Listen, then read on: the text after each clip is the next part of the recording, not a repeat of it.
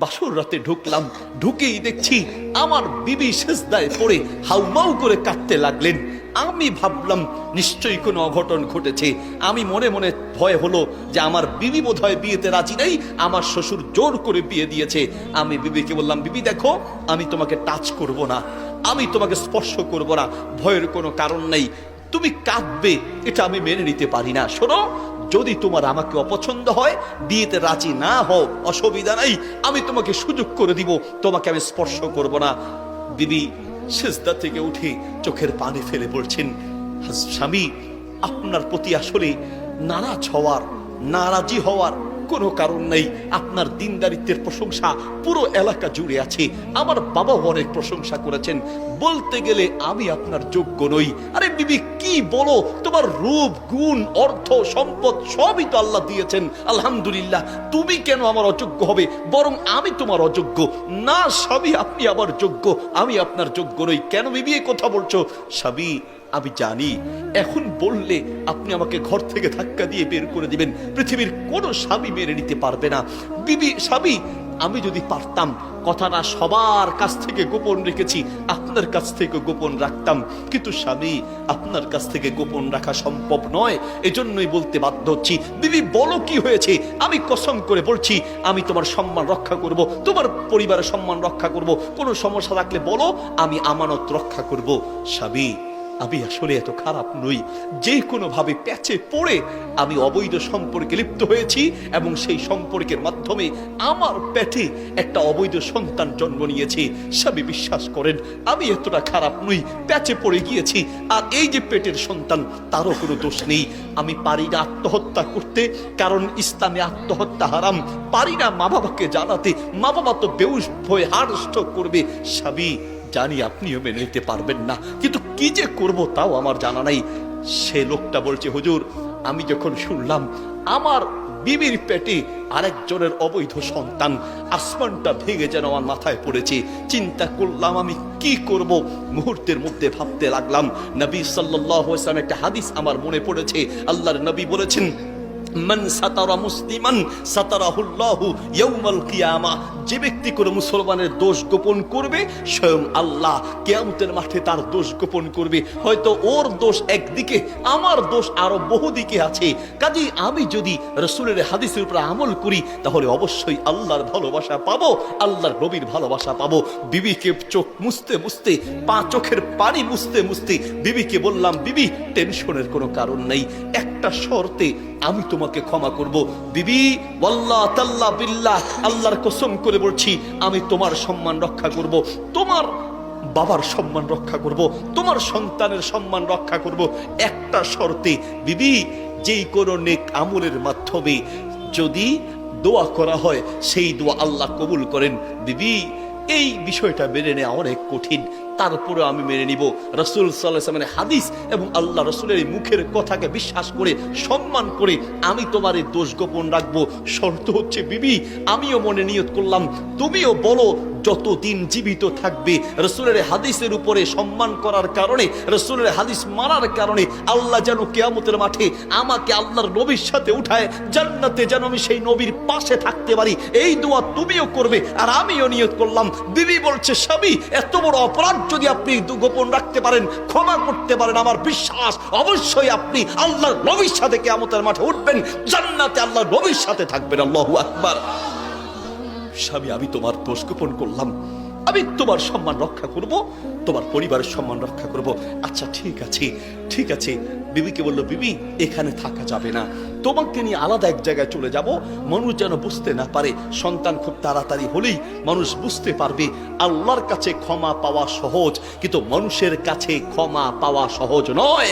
হাজারো অপরাধ আল্লাহর কাছে চোখের পানি ফেলে বলতে দেরি হবে, ক্ষমা করতে দেরি হবে না। আর মানুষ এমন একটা জাত, দোষ একটা পাইলে তার সাথে 99টা যোগ করে হেঁটে হেঁটে মানুষের কাছে বলে বেড়ায়, ঠিক কিনা? আল মুমিন মিরআতুল মুমিন, নবী সাল্লাল্লাহু আলাইহি ওয়াসাল্লাম বলেন, আত-তারগিব ওয়াত তারহিব কিতাবে হাদিস আছে, মিশকাতে হাদিসটি আছে, আল মুমিনু মিরআতুল মুমিন, ইমানদার হলো আর এক ইমানদারের জন্য আয়না স্বরূপ।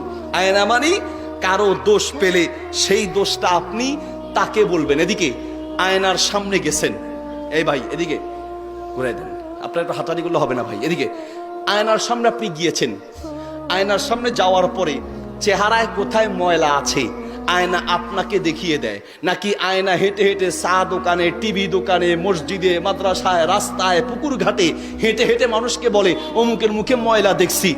আয়নাকে হেঁটে হেঁটে বলে? নবী সাল্লাল্লাহু আলাইহি ওয়াসাল্লাম এমন এক দৃষ্টান্ত দিলেন, একজন ইমানদার হবে আরেকজন ইমানদারের জন্য আয়নার মতো। তার মানে একটা আয়নার সামনে গেলে আয়না যার দোষ তাকে ধরিয়ে দেয়, মানুষকে বলে বলে বেড়ায় না। একজন ইমানদার যার দোষ পাবে তাকে বলবে, অপমান করার জন্য হেঁটে হেঁটে চা দোকানে, পুকুর ঘাটে, রাস্তায়, মসজিদে, মাদ্রাসায় বলে বলে বেড়াবে না, ঠিক কিনা?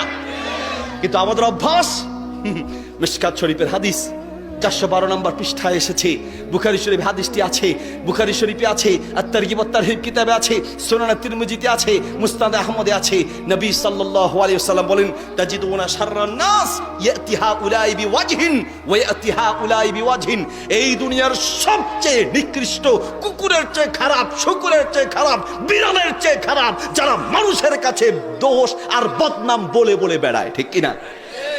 এলাকায় নাই? কম না বেশি? পুরো এলাকা জ্বালিয়ে দেওয়ার জন্য ম্যাচের কাঠি কয়টা লাগবে? কথা বলেন, কয়টা? একটা ম্যাচের কাঠি সারা গ্রাম জ্বালিয়ে দিতে পারে। একটা চগলখোর পুরো সমাজ, পুরো পরিবার, পুরো কমিউনিটি ধ্বংস করতে পারে, ঠিক কিনা? বেশি না, সংখ্যাগুলো বেশি লাগে না। চা দোকানে বসে বসে খালি অমুকে এই করছে, তমুকে সেই করছে, অমুকে ওই করছে, নিজে পায়খানার মধ্যে ডুবে আছে, আর আরেকজন প্রস্রাব গায়ে লাগছে কিনা এই মাসালা জিজ্ঞেস করে। বুঝেন নেই? ওই মাসালা চিন্তা করে যে অমুকের গায়ে প্রস্রাব লাগছে কিনা, কিন্তু নিজে যে পায়খানায় ডুবে আছে তার খবর নাই। নবী সাল্লাল্লাহু, এদিকে ভাই আমার, কিছু অপরাধ আল্লাহ ক্ষমা করেন। আল্লাহর সাথে সম্পর্কিত পাপের জন্য আল্লাহর কাছে ক্ষমা চাইলে ক্ষমা পাওয়া যায়, কিন্তু মানুষের সাথে সম্পর্কিত পাপের জন্য আল্লাহর কাছে ক্ষমা চাইলে ক্ষমা পাওয়া যাবে না। যার বদনাম করেছেন তার কাছে ক্ষমা চাইতে হবে। আর এই সমস্ত সমালোচনা, বদনাম, গীবত করায় সবচেয়ে বেশি এক নম্বরে আছে আমাদের মহিলারা। মহিলারা কয় নম্বরে?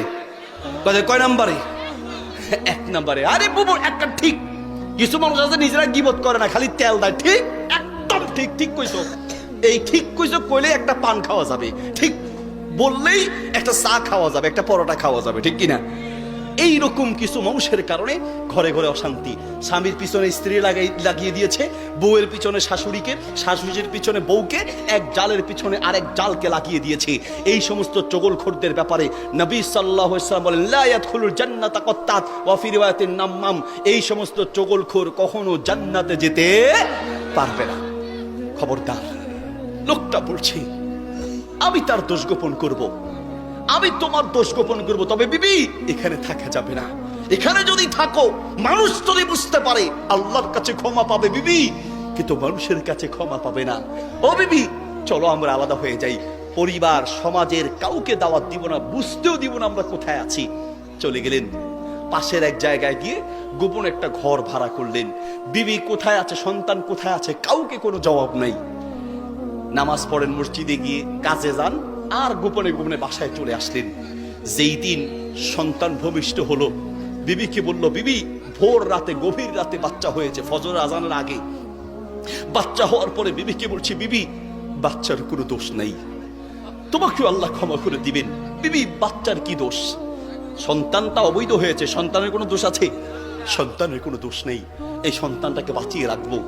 বিবি আমার উপরে তুমি বিশ্বাস রাখতে পারো, তবে শর্ত হচ্ছে বিবি তুমি বাচ্চাটাকে কিছুক্ষণের জন্য আমার কাছে দাও। বিবি বিশ্বাস রাখো, আমি সন্তানের সম্মান রক্ষা করতে চাচ্ছি। বিবি স্বামীর কথা মতো কাপড় পেঁচিয়ে বাচ্চাটাকে তার হাতে তুলে দিলেন, স্বামীর হাতে তুলে দিলেন। স্বামী যখন ঘর থেকে বের হয়েছে, মহিলা মা তো ছটফট করে কাঁদতে লাগলেন, চোখের পানি ফেলে, রব আমি জানি আসলে আমারও দোষ নেই, সন্তানের কোনো দোষ নেই, আমিও বিপদে পড়ি যেভাবে হয়েছে, রব আমার সন্তানের কোনো দোষ নেই, আল্লাহ তুমি আমার সন্তানকে হেফাজত করো। আর মনে মনে ভাবলেন, স্বামী বোধহয় আমাকে কোন রকম বুঝ দিয়ে বাচ্চাটাকে নিয়ে মাটিতে দাফন করে ফেলবে, যেহেতু অবৈধ সন্তান, বোধহয় স্বামী এই জন্য নিয়েছে, মনকে বুঝাতে পারে না। আর ওইদিকে স্বামী খুব কৌশল করে বাচ্চাটাকে আস্তে আস্তে করে নিয়ে একটু দূর থেকে দাঁড়িয়ে আছে, ফজরের আজান নামাজ দাঁড়ায় কিনা দেখলেন। মসজিদে ফজরের নামাজের জন্য